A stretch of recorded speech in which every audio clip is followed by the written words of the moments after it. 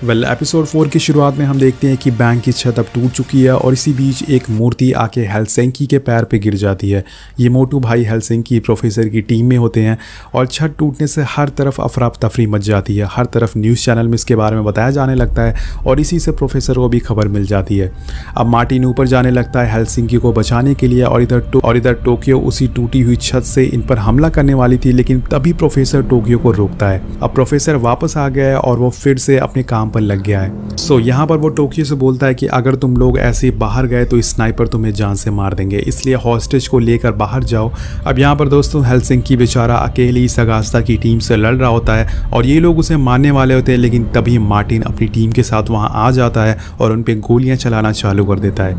यहाँ बराबर की टक्कर होने लगती है और मार्टिन एक रॉकेट लॉन्चर छोड़ता है जिससे सगास्ता और उसकी टीम के कुछ लोग घायल हो जाते हैं और मार्टिन को समय मिल जाता है कि वो हेलसिंकी को बचा सके। लेकिन जो मूर्ति हेलसिंकी के पैर पे गिरी होती है वो बहुत ही ज़्यादा भारी होती है, उसे निकाल पाना बहुत ही ज़्यादा मुश्किल होता है। तो हेलसिंकी बोलता है कि मेरे पैर काट दो और डेनवर उसे काटने वाला होता है, लेकिन मार्टिन उसे रोकता है और कहता है कि नहीं, हम इसे बचाएंगे और इसके पैरों के साथ। यहाँ पर एक बहुत ही इंटेंस मोमेंट चल रहा होता है दोस्तों, लेकिन स्टोरी फिर से पास्ट में चली जाती है। अब बर्लिन अपना प्लान बताता है कि वो कैसे वाइकिंग का खजाना लूटने वाला है। बर्लिन बताता है कि हमें एक दिन पहले से काम शुरू कर देना होगा।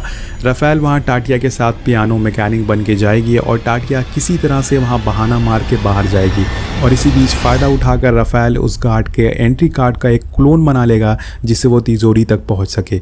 लेकिन अभी भी एक मुसीबत होती है सिक्योरिटी गार्ड का हेड, जो कि 24 घंटे सोने के सामने खड़ा होता है। अब बर्लिन उसका भी जुगाड़ निकाल लेता है। इस गार्ड का नाम होता है हैंक और हैंक के पिता जो कि सनकी है वो कहीं भी चले जाते हैं, अभी वो हॉस्पिटल में एडमिट है। तो ये लोग उसी का इस्तेमाल करने वाले हैं हैंक को गुमराह करने के लिए। अब बारी आती है पार्टी वाले दिन की। तो यहाँ पर मार्सेला हैंक के फादर को पार्टी में घुसा देता है जिससे कि हैंक देखकर उसका पीछा करने लगता है। इसी बीच बर्लिन और राफेल फ़ायदा उठाकर उस तिजोरी में घुस जाते हैं, लेकिन ये एक सिक्योरिटी सिस्टम यहाँ पर लगा होता है और ये राफेल हैक करने वाला था और राफेल को इसे हैक करने में काफ़ी टाइम लगने वाला था, इसलिए मार्सेला हैंक को बातों में फंसाता है और इसी बीच ये लोग उस तिजोरी को खोल लेते हैं और वहाँ से असली सोने को नकली सोने से बदल देते हैं और मौका रहते ही वहाँ से निकल जाते हैं। अब ये चोरी करके राफेल बहुत ही ज़्यादा खुश होता है क्योंकि ये उसकी पहली चोरी होती है और फ्री फंड में उन्हें 15 किलो सोना मिलने वाला था। लेकिन तभी यहाँ पर एक ट्विस्ट आता है। बर्लिन वो सोना पानी में फेंक देता है और राफेल से बोलता है कि हम इसे नहीं ले जाने वाले, ये बस एक सीख थी तुम्हारे लिए एक बड़ी चोरी करने के लिए। सोने को फेंकने के बाद ये सभी लोग बाहर आ जाते हैं और राफेल अभी भी बहुत ही उदास था क्योंकि इतनी मेहनत से चुराए हुए सोने उसके हाथों से निकल गए थे। अब ये सभी वहाँ से बोट से जाने लगते हैं, लेकिन तभी पानी में से बगोता सोना लेकर बाहर निकलता है।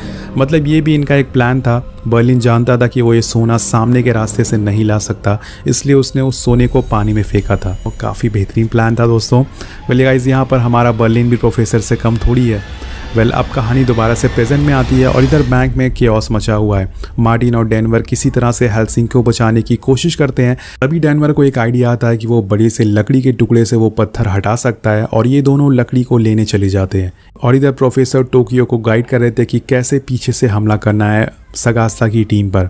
उन्हें टूटी हुई छत से जाना होगा और हॉस्टेज को भी साथ में लेके जाना है। साथ ही अपने हथियार को एक बोरी में भरकर अपने पैरों से खींच कर ले जाना होगा जिससे कि स्नाइपर उन्हें ना देख सके। और तभी यहाँ पर दोस्तों इनका एक साथी स्नाइपर को डिस्ट्रैक्ट करता है और ये लोग अपने हथियार खींच लेते हैं। अब टोक्यो अपनी टीम के साथ पीछे से घुस जाती है, लेकिन ये इतने बड़े चूतिए होते हैं कि इनकी एक भी गोली सगास्ता को नहीं लगती। मतलब जो सारा प्लान था गोबड़ गू हो गया।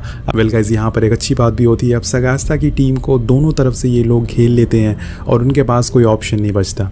इधर सगास्ता कर्नल से मदद मांगता है वो अपने आदमियों को अंदर भेजे, लेकिन कर्नल इस बात से इनकार कर देता है क्योंकि प्रोफेसर ने उसकी बोलती पहले ही बंद कर दी थी। यहाँ पर हमें पता चलता है कि गवर्नर की हथकड़ी में इन्होंने माइक लगाया था। उस रिकॉर्डिंग प्रोफेसर तक पहुँच चुकी है और उस रिकॉर्डिंग में सबूत होता है जो कि कर्नल ने एलिसिया के खिलाफ झूठा बनाया था और इस बात को बोलकर प्रोफेसर कर्नल को चुप करवा देता है। इसलिए अब सगास्ता अकेले पड़ जाता है, लेकिन सगास्ता भी हार नहीं मानने वाला था। वो ग्रेनेड फेंक देता है और सभी लोग अंधाधुंध फायरिंग करने लगते हैं जिससे कि वो वापस म्यूजियम में जाने लगता है।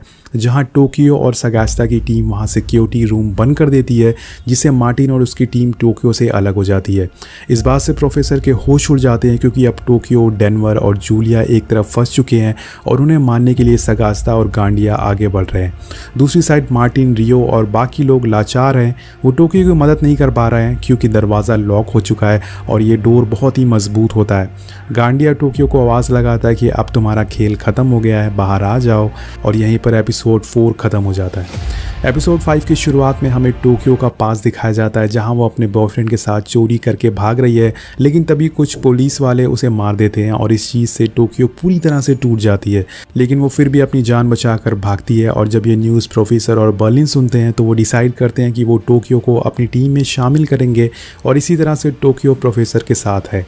अब कहानी दोबारा से प्रेजेंट में आती है जहां टोक्यो डेनवर किचन में छुपकर फायरिंग कर रहे हैं, लेकिन सगास्ता के पास ज़्यादा आदमी है और वो किचन का गेट तोड़ देते हैं। बट यहाँ पर किसी तरह से टोक्यो वहाँ स्टोव टॉप उठाकर वहाँ गेट पे लगा देती है, जिससे थोड़ी देर के लिए बचे रहें और फिर से टोक्यो अपने पास के बारे में बताती है जहाँ हम उसके बॉयफ्रेंड के अच्छे मूवमेंट को देखते हैं।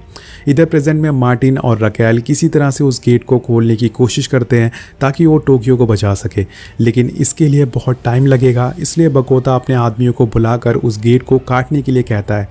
बकोता उस गेट को काटना चालू कर देता है और इधर प्रोफेसर टोक्यो से कहते हैं कि तुम्हें गांडिया को अपनी बातों में उलझाना होगा जिससे बकोता को टाइम मिल सके। और टोक्यो लग जाती है अपने काम में और अपनी बातों से गांडिया को बहुत ही ज़्यादा गुस्सा दिला देती है।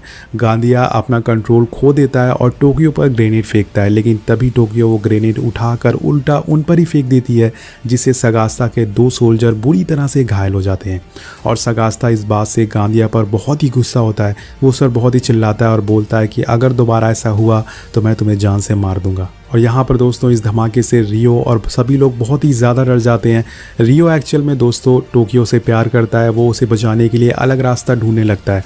वो टोक्यो की फ्लोर को ड्रिल करने लगता है ताकि वो उसे खोद कर वहाँ से निकाल सके। और इसी बीच सगास्ता भी एक प्लान बनाता है कि वो टोक्यो के किचन की दीवार में एक बम लगाएंगे और उसे उड़ा देंगे और ये लोग उसकी दीवार को ड्रिल करने लग जाते हैं, लेकिन ये बात टोक्यो को पता चल जाती है।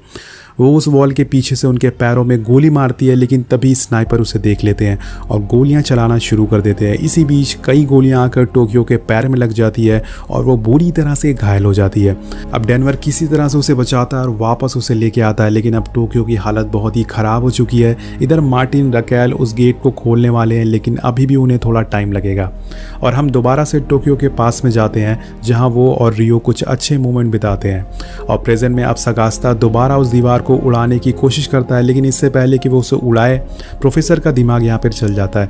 वो डेनवर से बोलते हैं कि डम वेटर एक रास्ता है यहाँ से निकलने का, लेकिन जब डेनवर उस रास्ते को देखता है तो वो 6 फ्लोर नीचे होता है और टोक्यो वहाँ से नहीं जा सकती क्योंकि वो बहुत ही ज़्यादा जख्मी है।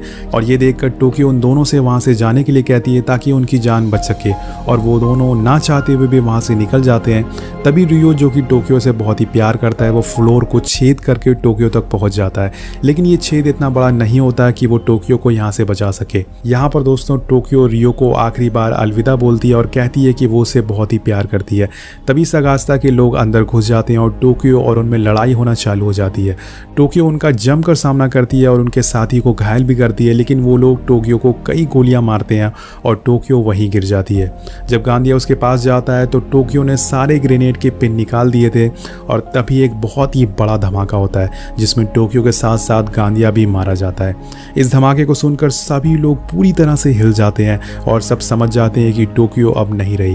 ये बहुत ही ज़्यादा इमोशनल सीन होता है दोस्तों। प्रोफेसर को यकीन नहीं होता कि टोक्यो मर चुकी है। वो पूरी तरह से शॉक में चले जाते हैं और बाथरूम में जाकर रोने लगते हैं। और यहीं पर फाइनली 5वां एपिसोड ख़त्म हो जाता है।